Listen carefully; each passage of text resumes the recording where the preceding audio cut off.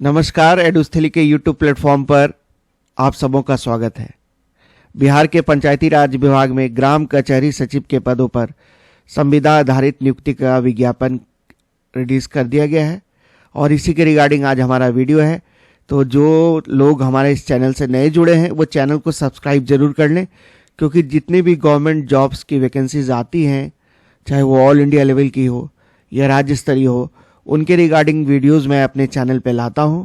तो अगर आप चैनल को सब्सक्राइब किए रहेंगे तो उसका नोटिफिकेशन आपको सबसे पहले पहुंच सकेगा। तो वे जो वैकेंसी आई है पंचायती राज विभाग के तहत वह है ग्राम कचहरी सचिव की वैकेंसी। और इसका जो मूल काम है वह है ग्राम कचहरी में दायर वादों के निष्पादन एवं अनुश्रवण। तो जो डिस्प्यूट होगा उसका आपको रिजोल्यूशन करना पड़ेगा, उसको आपको रिजॉल्व करना पड़ेगा और उसका मॉनिटरिंग आपका बेसिक काम रखा गया है। जो टोटल पोस्ट आया है इस बार वह है 1583। तो और ये जिलावार रिक्ति है और जो कुल पद है वो 1583 1583 पदों पर ये एडवर्टीजमेंट रिलीज की गई है। और जो एलिजिबिलिटी रखा गया है वह है 10+2 और जो मानदेय है वह है 6,000 रुपया महीना मात्र। तो ये संविधान आधारित आपका नियोजन होने जा रहा है और जो एलिजिबिलिटी क्राइटेरिया है वह है 10+2। तो ये ऑल इंडिया लेवल की वैकेंसी है, आप देख सकते हैं। और कॉन्ट्रैक्चुअल वैकेंसी है, जो एलिजिबिलिटी है वो 10+2 है। हालांकि जो ग्रेजुएट जिन बच्चों ने ग्रेजुएशन या फिर जिनके पास हायर डिग्री है उन्हें एक्स्ट्रा मार्क्स दिए जाएंगे। ग्रेजुएशन के लिए आपको 10% मार्क्स अलॉट किया जाएगा, वहीं पीजी के लिए 20% मार्क्स। और अगर पहले से कोई ग्राम कचहरी सचिव के पदों पर काम कर चुका है तो प्रत्येक एक साल के लिए 2.5% मार्क्स आपको अलॉट किए जाएंगे। मैक्सिमम जो अलॉट किए जा सकते हैं मार्क्स इसमें वो है 12.5%। और जो एज लिमिट है वो अनरिजर्व्ड कैटेगरी के कैंडिडेट्स के लिए 37 ईयर्स मैक्सिमम एज लिमिट रखा गया है। तो जो भी कैंडिडेट 18 ईयर्स से 18 साल से 37 साल के आयु वर्ग में बिलोंग करते हैं वो इसमें अप्लाई कर सकते हैं। वहीं ओबीसी के लिए चाहे वो पुरुष या महिला हो उनको 3 साल का रिलैक्सेशन दिया गया है, उनके लिए जो एज लिमिट है वो 40 ईयर्स। अनरिजर्व्ड फीमेल का जो एज लिमिट रखा गया है मैक्सिमम एज लिमिट वो है 40 ईयर्स। और SC/ST कैंडिडेट्स के लिए चाहे वो पुरुष हो या महिला उनके लिए जो मैक्सिमम एज लिमिट है वो है 42 ईयर्स। तो आप समझ गए, जो अनरिजर्व कैंडिडेट्स हैं उनके लिए जो मैक्सिमम एज लिमिट है वो है 37 ईयर्स। और जो आयु की गणना की जाएगी वो आपकी 1 अगस्त 2025 आपका कट ऑफ डेट रहेगा।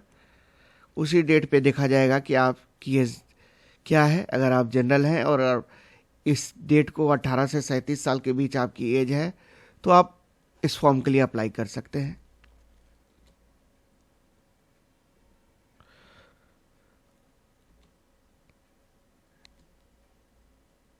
तो जो नियोजन की प्रक्रिया है वो उसको आप समझ लें। आवेदक के द्वारा किसी एक प्रखंड के एक पंचायत में ही ऑनलाइन आवेदन आप कर सकते हैं। तो जिस वेबसाइट पे जाके आपको आवेदन करना है वो है, यहाँ आप देख सकते हैं। और जो भी ऑनलाइन आवेदन के समय आप सर्टिफिकेट सबमिट करेंगे उसी को सर्टिफिकेट्स को आपको लेके काउंसलिंग के समय पहुंचना होगा और वहाँ पे ओरिजिनल सर्टिफिकेट्स के से आपका वेरिफिकेशन होगा। जब काउंसलिंग का डेट आएगा उस समय आपको जो भी सर्टिफिकेट्स आपने ऑनलाइन आवेदन के समय सबमिट किए हैं उन्हीं सर्टिफिकेट्स का ओरिजिनल कॉपी लेके आपको काउंसलिंग के समय पहुंचना होगा। और एक शपथ पत्र आपको, एक एफिडेविट आपको लेके जाना पड़ेगा नोटरी से करवा के, और उसको भी आपको अपलोड करना है। और ऑनलाइन अप्लाई करने से पहले आप देख लेंगे कि आप जिस पंचायत के लिए अप्लाई कर रहे हैं उसमें आपके लिए सीट्स रिक्तियां हैं कि नहीं, इसको आप देख लेंगे और आश्वस्त हो लेंगे, तभी हम अप्लाई करेंगे। बिना रिक्ति वाले पंचायत में आवेदन किए जाने की स्थिति में आपकी उम्मीदवारी रद्द कर दी जाएगी, आपका दावा मान्य नहीं होगा। तो जो मेगा सूची का इसमें निर्धारण होने जा रहा है वो परसेंटेज वाइज है। तो जिन कैंडिडेट्स का ज़्यादा परसेंटेज आया होगा उनका चयन आसानी से हो जाएगा, और जिनके पास हायर डिग्री होगी उनको एक्स्ट्रा मार्क्स, जैसे मैंने बताया, जो मिनिमम क्वालिफिकेशन है वो आपका 10+2 है। उसके बाद जो ग्रेजुएट कैंडिडेट्स हैं उनको 10% मार्क्स मिलेंगे, और जो पीजी हैं जिन्होंने पोस्ट ग्रेजुएशन किया हुआ है उनको 20% मार्क्स एक्स्ट्रा मिलेंगे। फिर ग्राम कचहरी सचिव के पद पर बिताई गई प्रति 1 वर्ष के लिए आपको 2.5% मार्क्स अलॉट किए जाएंगे। फॉर ईच 1 ईयर जो मार्क्स मिलेगा आपको वो है 2.5%, बट मैक्सिमम जो जा सकता है उसमें वो 12.5%। और अगर 2 कैंडिडेट्स का सेम मेरिट लिस्ट में मार्क्स आ रहा है तो जो अधिक उम्र वाले कैंडिडेट्स हैं उनको वरीयता दी जाएगी। और जो ग्राम कचहरी जो नियोजन समिति रखी गई है जिनके तहत आपका नियोजन किया जाएगा, उसमें अध्यक्ष के रूप में ग्राम कचहरी के सरपंच काम करेंगे, और जो उप सरपंच होंगे वो सदस्य के रूप में होंगे, और वहाँ के बीडीओ या फिर उनके द्वारा कोई नामित पदाधिकारी वो सदस्य सचिव के रूप में काम करेंगे, और इन्हीं के द्वारा आपका नियोजन किया जाएगा।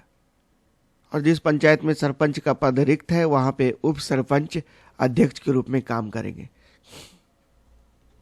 और मैं बता दूं ये पूरी तरह से कॉन्ट्रेक्चुअल वैकेंसी है, और इसी को पॉइंट नंबर 8 में आप देख सकते हैं दर्शाया गया है कि संविदा के आधार पर नियोजित व्यक्ति ना तो सरकारी सेवक होगा और ना ही सरकारी सेवकों को अन्यमान्य किसी सुविधा के हकदार माने जाएंगे। इस प्रकार नियोजित व्यक्ति द्वारा नियोजन के पश्चात सरकारी सेवा में नियमितीकरण का दावा किसी भी परिस्थिति में मान्य नहीं होगा।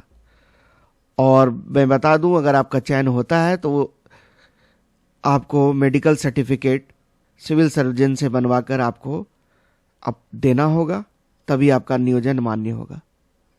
यहाँ आप देख सकते हैं अलग अलग जिला के लिए अलग अलग वैकेंसी आई है और जिलावार रिक्ति है। जैसे आप देखिए बांका के जिला के अंतर्गत 2 अलग अलग प्रखंड है, बेलहर, चांदन, बौसी, बाराहाट।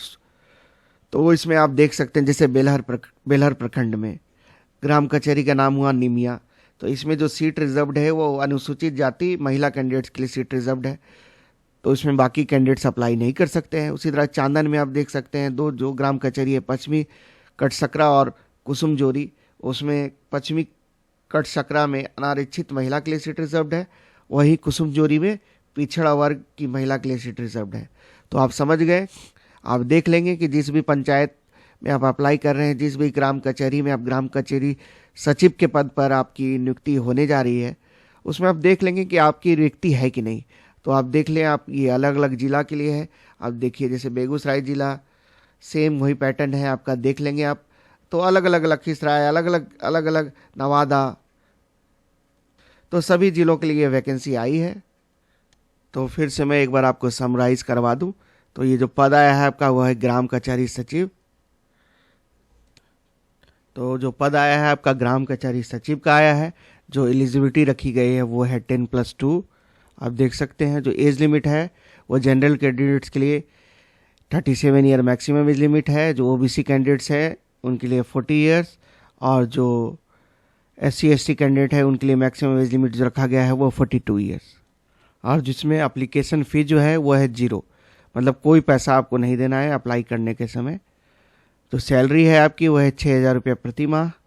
और जो डॉक्यूमेंट्स आपको लगने जा रहे हैं उसमें है आपको एक शपथ पत्र लगेगा नोटरी द्वारा, उसके बाद जाति और आवासीय प्रमाण पत्र आपको लगेंगे, आवासीय प्रमाण पत्र, निवासी प्रमाण पत्र आपको लगने जा रहा है, और 10th और 12th का मार्कशीट आपको लगेगा। और अगर आपके पास हायर डिग्री है तो उसको भी आप अपलोड करेंगे, जिसके लिए आपको एक्स्ट्रा मार्क्स अलॉट होने का भी प्रोविज़न है। उसके बाद आधार कार्ड, फ़ोटो, सिग्नेचर, ये तो आपको लगेगा ही। तो मैं बता दूं कि भले ही संविदा आधारित नियुक्ति है, बट अगर आप इस जॉब का मेरिट ये है कि आप अपने पंचायत में ही काम कर सकते हैं, आप अपने माटी से जुड़े रहेंगे। आप बाहर जो कमाने जाते हैं तो आप उससे बढ़िया है कि आप अपने गांव में रह के ही कुछ अर्निंग कर सके। और बाकी जो आप तैयारी कर रहे हैं परमानेंट जॉब्स की, नो डाउट वो कंटिन्यू रहनी चाहिए, बट अगर आपका थोड़ा मोड़ा खर्च निकलना है आपका और एक एक्सपीरियंस सरकारी जॉब का अगर आपको लेना है तो आप इसमें जा सकते हैं। आपका प्रशासनिक काम का थोड़ा तजुर्बा हो जाएगा और बाकी आप अपने गांव में ही रहकर कुछ अर्निंग कर सकेंगे। तो आप इस फॉर्म को अप्लाई करने जो वेबसाइट है वो आप देख सकते हैं यहाँ पर। इसी वेबसाइट पे जाके आपको अप्लाई करना है। कोई एप्लीकेशन का फ़ी नहीं है, बस आपको एक नोटरी के से एफिडेविट आपको बनवाना पड़ेगा, उसको सबमिट करना है। तो यही था, यही सारी डिटेल्स थी जिसको ज़रूरी था आपको जानना, जो मैं आप तक लेके आया हूँ। तो अगर आप चैनल पे नए हैं तो आप चैनल को सब्सक्राइब जरूर कर लें। वीडियो को देखने के लिए सबों को धन्यवाद। जय हिंद, जय भारत, जय बिहार।